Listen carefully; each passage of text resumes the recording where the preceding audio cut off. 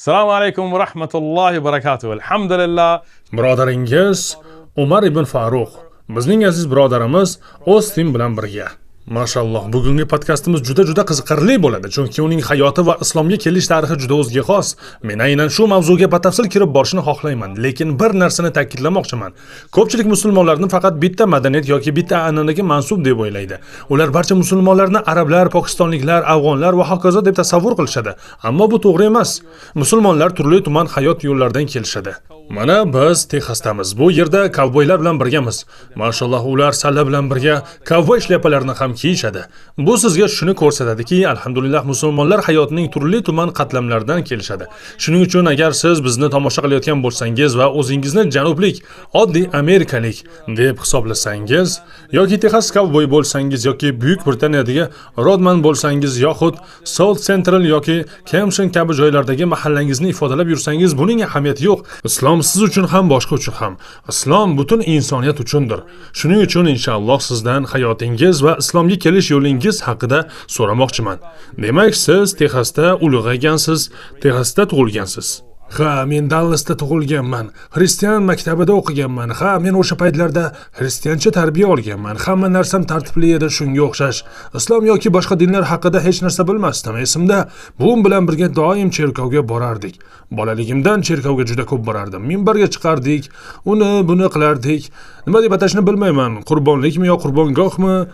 O'sha tepalikka boshqa bolalar bilan birga chiqib o'ynardik. Boshqa tadbirlar ham bo'larmidi? Ha, bu katolik cherkovi emasdi. Ha, u butparastlar cherkovi edi. Men o'smirlik paytimda bir marta cherkovga borganman. Odamlar yuring birga boramiz deyishdi. Men esa mayli boraman dedim. Shunda men qandaydir Xudoni izlashga harakat qilish, u zotni topishga intilish to'g'ri ishdek tuyulganini his qildim va men demak sizda ruhiy ma'naviy izlanish bor ekan. Ha, lekin men buni biroz g'alati deb his qilardim. Ich-ichimdan balki bularning hammasi soxta bo'lsa-chi, balki bu odamlar shunchaki deb o'ylardim. Ular turli xil ishlar qilisharmidi? Yo'q, ko'proq odamlar o'rinlardan turishardi. U yerda turgan kishi agar biror gunoh yoki xato ish qilgan bo'lsangiz va kechirim istasangiz, menga qarang derdi. Rostdanmi? Ha, xuddi shunday. Go'yoki Allohga yuzlaning emas, menga yuzlaning. Ha, u sizni ko'ryapman, sizni ham ko'ryapman, sizni ham ko'ryapman derdi. Keyin qo'lini ko'tarardi. Shunday bo'lgan. Bu mening mega cherkov bilan birinchi tajribam edi. Shunaqa Houstonda mega cherkovlar ko'p. Keyin siz fermada bo'lgan ekansiz. Hayotingiz qanday kechdi? Men Texas shtatining Ostin shahrida universitetda o'qiganman. Aynan o'sha davrda hayotimda hamma narsa butunlay o'zgarib, juda g'alati tus ola boshlagan. Keyinchalik esa Texasning bir shahridagi fermaga borib qoldim. U yerda qoramol boqardim. Bobom Texasda katta qoramolchilik fermasiga ega. Uning juda ko'p angur zotli buqolari, shunga o'xshash mollari bor. Yana uning qo'shnisi ham meni xristianlikka o'tkazishga harakat qilardi. Demak, keyin universitetga o'qishga kirdingizmi? Bu voqealar universitetdan keyin boshlangan yoki? Ha, universitetda o'qib yurganimizda boshlangan. Esimda yotoqxonamdagi birinchi kecham edi. Xonadoshimning menga aytgan birinchi gapi, bu yerga pivani qanday qilib yashirincha olib kiramiz bo'lgan. Hatto salom, mening ismim falonchi ham demadi. Hali tanishmasdan turib shu savolni berdimi? Ha, lekin alhamdulillah u yaxshi xonadosh edi. Hozir Houstonda shifokor bo'lib ishlaydi. Biz ikkimiz o'shanda qurol to'plashni boshladik. Tushunarli. Ha, men ham buni tushunaman. Birin-ketin qurollar sotib ola boshladik. Texasga xush kelibsiz. Biz qurol to'plashni boshladik. Ostinda turli odamlardan qurollar sotib olardik. Bizda hatto Macon 1 bor edi. Biz qurollarga ovoz pasaytirgich yasab, ularni o'rnatardik, keyin odamlarni tunaymiz deb o'ylardik. Yana bir bor aytaman, biz shunchaki ikki yigit edik. Ha, bu juda qiziq. Ha, biz faqat yomon odamlarni tunamoqchi edik, begunoh odamlarni emas. O'zingizni Robin Hooddek tasavvur qilgansizda. Ha, xuddi shunday. Masalan, kimdir menda bir guruh odam bor, ular falon joyda marixuana saqlashadi desa, biz unda u yerni borib bosamiz deb niyat qilardik. Shunday qilib 3-marta borganimizda ular aslida do'stimni qo'lga tushirishdi. U narsalarni olib qochayotganida uning ortidan yetib olishdi. Politsiyachimi? Yo'q, o'sha siz aytgan odamlar. Ular do'stimni quvib yetishdi, uni qattiq kaltaklashdi, qurolini tortib olishdi, umuman rosa do'pposlashdi. Shundan keyin u hech qachon o'ziga kelmadi, ya'ni boshqa hech qanday yomon ish qilmadi. O'sha kaltak yeyishi uni butunlay to'g'ri yo'lga solib qo'ydi. To'g'ri, men ham shundan keyin bir muddat bunday ishlarni qilmadim. Sizni ham quvib yetishdimi? Yo'q, meni quvib yetishgani yo'q, hammasi shunchaki ko'cha darajasidagi ishlar edi. Ular menga yetisha olmagan, men juda tez yugurardim. Demak, futbol o'ynagan mahoratingiz qo'l kelgan. Ha, mening asosiy qiziqishim shu edi. Bolaligimdan sportni juda yaxshi ko'rardim. Futbolni juda yaxshi o'ynardim, hatto pivo, qurollar, qoramol va futbol. To'g'ridan to'g'ri. Men futbolni yaxshi o'ynardim, lekin intizom yo'q edi. Alhamdulillah, keyinchalik voqealar qanday rivojlanganini hisobga olsam, professional darajada davom ettirmaganimdan xursandman. Keyin nima bo'ldi? Shundan keyin Ostindagi ishlarim yurishmagani uchun 1 yil Los Anjelesda yashadim. Chunki ochiqini aytganda ishlarim yaxshi ketmayotgan edi. O'qishda ham baholar past edi. Buni ko'rayotgan har bir ota-ona hozir nima hozirgacha aytganingizni hammasidan ham bu yomonroq-ku deyotgandir. Ha, men B va S baholarni olib yurardim. Keyin Kaliforniyaga borib universitetdagi dastlabki 2 yilimni o'sha yerda tugatdim. Bir muddat ishlarim yaxshi ketdi va hokazo. Keyin yana Houstonga qaytdim. O'sha paytda hali musulmon emas edim. Hayotimda islomga oid hech narsa yo'q edi, namoz yo'q edi, hech narsa. Juda ko'p salbiy narsalarga berilib ketgandim. Ayollar, shunchaki vaqtni bekor o'tkazish, umuman giyohvand moddalar sotuvchisi ham edingizmi? Ha, dunyo ishlari bilan juda band edim. Keyin Houstonga qaytdim. Ishxonadagilar bilan aloqada bo'lib turdim. Portda yaxshi pul to'plardim. Portlarda ko'p odamlar giyohvand moddalar iste'mol qilishardi. Ular mendan marixuana olib kelib berishimni so'rashardi. Men esa xo'p olib kelaman derdim. Houstondami? Ha, Houstonda. Los Anjelesda menga juda arzon narxda topib berib turadigan do'stlarim bor edi. Men shunday qilib savdo qilardim. Bir kuni shoshilib Houstonda tanimaydigan bir odam bilan yozisha boshladim. Keyin ma'lum bo'lishicha u gangster ekan. Bloods guruhidan ekan. Ha, haqiqiy rasman Bloods gang a'zosi ekan. Bu yerda ham shunday guruhlar bor. Keyinchalik tergovchilar menga shuni aytishdi. Men undan qancha miqdorda olganimni aytishim kerakmi bilmayman, lekin ancha katta miqdor edi. Bir necha funtcha. Ha, keyin u bilan Houstondagi yomonroq, xavfli hududdagi mahallada uchrashdim. Men shoshayotgan edim. O'sha paytda 22 yoshda edim. Aytgancha, Shukrona kuni edi. Onam Shukrona kuniga uyga qaytib kelasanmi deb so'radi. Men, ha, ko'chamizning narigi tomoniga borib mana shu narsani topshirib kelaman dedim. Lekin unday bo'lmadi. Ularning mashinasiga o'tirib qoldim. Ular men bilan taxminan 10 daqiqa gaplashishdi. Meni xotirjam qilishdi. Keyin u menga pulni uzatmoqchi bo'lib, "Bilasanmi, men bu pulni shunchaki o'zimga olib qo'ymoqchiman" dedi. Men esa, "Yo'q, unday qilmaysan" dedim va narsamni ushladim. Shunda orqa o'rindiqda o'tirgan odam birdan menga qarata o'q uzishni boshladi. Birinchi o'q eng katta zarar yetkazdi. O'q tanamdan o'tib, siydik pufagimni teshib ichkariday ko'p narsani yirtib yubordi. O'ng tomondan o'rta pog'onamni yonidan o'tgan edi. Siydik pufagimdan o'tib hamma joyini shikastlagan. Keyin men, "Siz oldingi o'rindiqda edingiz, shundaymi? Ular sizga orqa tomondan o'q uzishgan." Ha, ular menga orqa o'rindiqdan o'q uzishdi. O'q uzishni boshlashlari bilan ular Mercedesni haydab ko'cha bo'ylab qochib ketdi. Mashina ichida hammamiz olishardik. Men qurollarni tortib olishga harakat qilardim. Sizni allaqachon otishgandi? Ha, o'sha paytgacha meni 3-4 marta otishgandi. Oxir oqibat jami 7 marta o'q yedim. 7 ta? Ko'kragimga 4 marta, mana bu yerimga esa 2 marta. Qaysi quroldan otishgan? Revolvermi yoki to'pponchami? Ikki xil qurol edi, ikkalasi ham 38 kalibrli edi. Ulardan biri kattaroq, tashqi ko'rinishi plastik narsaga o'xshardi, lekin 38 edi. Keyinchalik shifoxonada orqamdan o'qlarni olib tashlashayotganda 38 kalibr bu juda katta jarohat. Ha, ular ichi bo'sh edi, kengayuvchi o'qlar emasdi. Buni qayerdan bilaman? Shifokorlar ham bilishardi, chunki tez yordam bo'limiga orqamdagi o'qlarni o'zim chiqarishga harakat qilardim. Ular "Yo'q, tegmang, bu dalil" deyishardi. Men, "Voy, xo'p" derdim. Ba'zilar bir haftada bittalab orqamdan chiqib ketardi. Demak, sizni 38 kalibrli o'q bilan juda yaqin masofadan 7 marta otishgan. Ha, men sizning tirik qolganingizdan juda xursandman. Ha, bilasizmi, birodarlar, odamlar buni tushunishmaydi. Boshqa mamlakatlarda kimdir pichoq bilan jarohatlanganini eshitsalar, bu ular uchun juda katta voqea, yoki kimdir tayoq bilan urilgan bo'lsa ham. Lekin men 38 kalibrli quroldan o'q yeb tirik turgan odamni ko'ryapman. Va voqea juda g'alati. O'sha paytda men qandaydir bir mavjudlikni, go'yo kimdir meni himoya qilayotgandek bir narsani his qildim. Keyin biz olishayotganimizda o'qlarning ko'pi tugab bo'lgan edi. Chunki u qurolni har tomonga otardi. Men qurolni tortib olishga urinardim, u yerga o'qizardi. Mashinaning ichi tutunga to'lib ketgan, hamma joyda qon bor edi. Keyin mashinadan tashqarida ham olishni boshladik va hammamiz hech birimiz bir-birimizni yenga olmadik. Shuning uchun qarama-qarshi tomonga qarab yugurib ketdik. Siz 7 marta o'q yegansiz va hali ham urishayotgan edingiz. Gap shundaki, o'sha paytda adrenalinim juda yuqori edi. Tasavvur qilyapman. Shuning uchun ko'cha bo'ylab yugurib ketdim. Taxminan 1,5 kvartalcha yugurganimdan keyin bir odamning hovlisiga yiqilib tushdim. U ingliz tilini bilmas, ispan tilida gapirardi. Men unga telefonimni berdim-da, "Mana politsiyaga qo'ng'iroq qiling, tez yordamga qo'ng'iroq qiling" dedim. Yerdan tuproqni olib, men ko'rayotgan so'nggi tuproq shu bo'lsa kerak derdim. Tez yordam mashinasi taxminan 1 daqiqada yetib keldi. Yana bir qarangki, bu joy dunyodagi eng yaxshi travmatologiya markazlaridan birining yonida ekan. Shifokorimning diplom va ilmiy darajalarini sanab adog'iga yetib bo'lmasdi. Alhamdulillah, Alloh sizni aynan o'sha joyda himoya qilibdi. Xo'sh, keyin nima bo'ldi?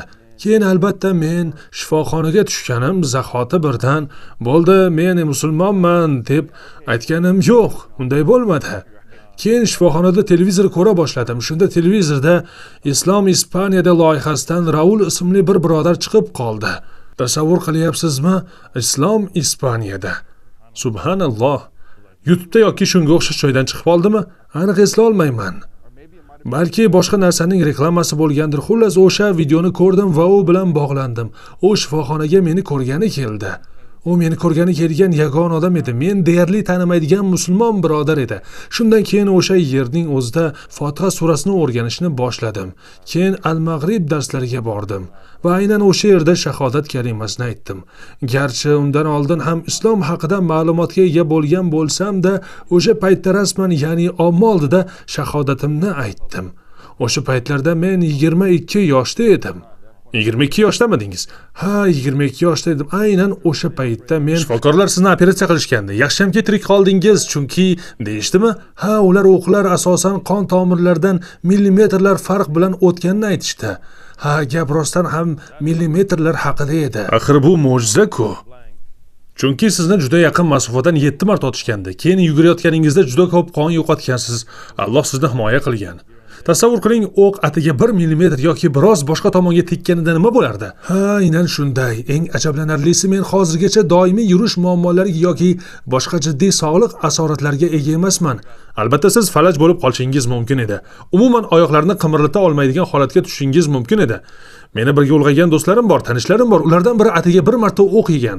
O'q orqasiga tekkan, u falaj bo'lib qolgan. Keyin men darslarga qatnay boshladim. Onam shu ko'chaning narigi tomonida yashardi. O'shandan keyin onam bilan yashay boshladim. Keyin shunchaki bu yerga ko'chib keldim. Masjidga kirdim, katta umidim yo'q edi. Masjidga? Ha, keyin ma'lum bo'lishicha men Shayx Validni masjidda 3-darajadagi rahbar yoki shunga o'xshash odam deb o'ylabman. U masjid imomi edi. Keyin ma'lum bo'lishicha u juda mashhur va katta ilmga ega shayx ekan. Men xo'p dedim. Birinchi marta masjidga kirganimda noto'g'ri eshikdan kiribman, yopiq deb chiqib ketibman. Shundan keyin asta-sekin hamma narsa men uchun tushunarli bo'la boshladi. Ha, hammasi joy-joyiga tushdi. Men bundan oldin ham islomga ishongan edim. Lekin islom aslida nima ekanini bilmasdim, buni anglamagandim. Alloh taologa ibodat qilish nima ekanini tushunmaganman. Tushunganimdan keyin hayotim o'zgardi butunlay. Aynan o'shanda men hayotdagi maqsadimni, undagi javobgarlik hissini anglab yetdim. Oldin esa siz aytgan narsa juda muhim. O'ylab ko'rsangiz, bundan oldin vaqti bilan cherkovga borardingiz. Men ham bolaligimda cherkovga borardim. Men Meksikalik oilada ulg'ayganman. Shuning uchun katolik, protestant, baptist cherkovlariga va shunga o'xshash joylarga borardik. Lekin u yerda doim Iso sizning gunohlaringiz uchun o'ldi degan tushuncha bor edi. Go'yo insonning qilgan ishlari uchun javobgarlik yo'qdek. Men gangster a'zolari orasida ulg'ayganimda juda ko'p yomon ishlar qilardik. Keyin shunchaki borib gunohlarimizni tan olardik. Baptist cherkovlarida ham Iso Iso sizning gunohlaringiz uchun hojda o'ldi deyishardi. Shunda kechirim tekin ekan-ku derdik. Biz musulmonlar esa Alloh kechirishiga ishonamiz. Alloh islom ahlini, tavhid ahlini jannatga kiritishga ishonamiz. Lekin shu bilan birga qilgan amallarimiz uchun javob berishimizga ham ishonamiz. Alloh adolatli, shu bilan birga Alloh rahimlidir. Alloh sizni kechirishi uchun o'g'lingizni yoki biror kishini qurbon qilishingiz shart emas. Yo'q, Allohning rahmati mavjud. Agar siz Allohga yuzlansangiz, Alloh sizni kechiradi. Ammo inson xatoni ustiga xato, gunoh ustiga gunoh qilib yuraversa, shunchaki Alloh kechiradi deb javobgarlikdan qochib qutula olmaydi. Alhamdulillah, demak siz o'zingizni ko'proq javobgar his qila boshlabsiz. Hayotingiz qanday o'zgardi? O'zingizni tartibga sola oldingizmi? Ha, hayotimni tartibladim, o'qishga kirdim, yarim stavka ishlay boshladim. Jismonan tiklanishimga taxminan 6 oy ketdi. Chunki bu yerdan boshlab mana bu yergacha chandiq edi. Bir muddat taxminan 6 oy davomida xaltacha bilan yurishga to'g'ri keldi. Hatto biror joyga borishga qo'rqardim. Chunki hidi chiqib qolishdan uyalardim. Shunga qaramay al-mag'rib darslariga xuddi shunday borardim. Hamma kel biz bilan namoz o'qir edi. Men esa ha, albatta faqat men o'tirib o'qiyman dedi. Ular ichagingizda yetti to'xtan qolgan yara borligini bilishmasdi-da. O'qlarni ichagingizni kesib olib tashlashgan. Ya'ni odamlar uchun tushuntirsam, kiyimingizni ko'tarishingiz shart emas. Jarrohlikda katta kesik qilishgan, keyin ichakka kirib o'qlarni olib tashlashgan. Bu juda katta chandiq qoldiradigan operatsiya. Rostini aytsam, hozir o'qlarni olib tashlashmaydi. Rostdanmi? Ha, 90-yillarda shunday qilishardi. Yo'g'i, shunchaki ichda qoldirishadimi? Ha, hozir ko'pincha shunday qilishadi. Lekin menda hozir ichimda o'q qolmagan. Keyin universitetga o'qishga kirib, ilm izlay boshladingiz. Shundaymi? Ha, shundan keyin men umraga borish imkoniyatiga ega bo'ldim. Men hatto Hajarul Aswadni o'pishga muvaffaq bo'ldim. Men qanday qilib bunga erishdingiz? Xullas, bu ham bir mo'jiza-ku. Ha, mo'jiza edi. Odamlarni tirsaklab yo'l ochdingizmi? Unchalik emas, shunchaki vaqt juda to'g'ri kelgan edi. Borib qoldim xolos, alhamdulillah. Masjidga kelganimdan keyin darhol juda ko'p suralarni o'rganishni boshladim. Masalan, Facebook orqali Pokistondan bir Qur'on ustozini topdim. Juda yaxshi ekan. Bugungi kungacha u mening eng yaqin do'stim. U hatto AQShga keldi. Hozir Nyu-Yorkdagi eng katta madrasalardan birida dars beradi. U Qur'onni to'liq yod olgan hofiz. Alloh sizga baraka bersin. Bu yerda juda muhim bir saboq ham bor. Islomga kirganingizdan keyin islomingizni rivojlantirish juda muhim. Shahodatdan bo'ldi deb qolib ketmaslik kerak. Yo'q, keyin Qur'onni o'rganish, hadisni o'rganish, aqidani o'rganish va ilmda o'sish kerak. Men islomga kirganimda buni yarimta qilmayman deb o'ylaganman. Musulmon bo'laman, to'liq musulmon bo'laman. Hatto noldan boshlashimga to'g'ri kelsa ham bor kuchim bilan o'qiyman. Meni ortga tortayotgan qandaydir qiyinchilik yoki imkoniyat cheklovi bo'lsa ham buni bahona qilmayman. Oldinga harakat qilaman deganman. Siz ham shunday qilganingizni eshitib juda xursand bo'ldim. Juda chiroyli. Men Shayx Kamol bilan birga katta loyiha ustida ishlayman. Biz odamlarni islomga taklif qilamiz. Ko'chaning narigi tomonida giyohvandlikdan davolanish markazi bor. U yerdan tez odamlar kelishadi. Faqat oxirgi 2 yilning o'zida o'sha yerdan taxminan 10 kishi shahodat aytdi. Hayotimni odamlarga haqiqatni yetkazishga bag'ishlaganman. Shunchaki ularga haqiqatni tushuntirishga harakat qilaman. Keyin ular bu haqiqat bilan nima qilishlari boshqa masala. Bizning zimmamizda faqat ochiq oydin yetkazish bordir. Lekin hozir siz da'vatchisiz, Alloh muborak. Shunday og'ir va butunlay boshqacha muhitdan kelib, keyinchalik ilm izlaganingiz va hozir islomni boshqalarga yetkazayotganingiz juda katta ilhom manbai inshaalloh. Tomosha qilayotgan odamlar ham buni tushunishlari kerak. Siz ko'pchilik musulmonlar tasavvur qiladigan muhitdan umuman boshqa muhitda ulg'aygansiz. Odamlar Texasning chekka hududlarida qoramollar, qurollar, giyohvand moddalar savdosi va turli og'ir muhitlarda ulg'aygan odamni musulmon sifatida tasavvur qilishmaydi. Lekin alhamdulillah Alloh subhanahu va taolo sizni himoya qildi va to'g'ri yo'lga boshladi. Endi esa siz ilm o'rgatayotgan musulmon sifatida rivojlanayotgan va boshqalarni islomga chaqirayotgan musulmonsiz. Alloh sizni barakali qilsin va himoya qilsin. Tomosha qilayotganlarga qandaydir xabaringiz bormi? Masalan, siz islomga kelishingizdan oldingi kabi qiyinchiliklarni boshdan kechirayotganlarga. Agar oldingizda to'g'ri yoki noto'g'ri ish qilish haqida qaror turgan bo'lsa va qaysi birini qilish borasida ikkilanayotgan bo'lsangiz, uning oqibatlari haqida o'ylang. Agar o'sha kuni o'lib qolganimda nima bo'lardi deng. Ishlar qanchalik jiddiy tus olishi mumkinligini tasavvur qiling, chunki bu yerda bitta noto'g'ri qaror sabab halok bo'lib ketgan ko'plab birodarlarimiz bor. Men musulmon bo'lgandan keyin ham noto'g'ri qaror qilgani sabab vafot etgan juda ko'p yaxshi do'stlarimni yo'qotdim. Oqibatlar haqida o'ylash juda muhim. Tasmani oldinga aylantirib ko'ring, ya'ni qilmoqchi bo'lgan qaroringizni keyingi oqibatlarini tasavvur qiling. Bilaman aytish oson, qilish esa qiyin, lekin doimo oqibatini oldindan o'ylang. Bitta noto'g'ri qaror hayotingizni barbod qilishi mumkin. Xuddi shuningdek, bitta to'g'ri qaror hayotingizni butunlay o'zgartirishi mumkin. Bizning birodarimiz Ostin endi bizning birodarimiz Kenon bo'ldi. Alloh sizga baraka bersin. Men sizning videolaringizni yillar davomida tomosha qilib kelganman.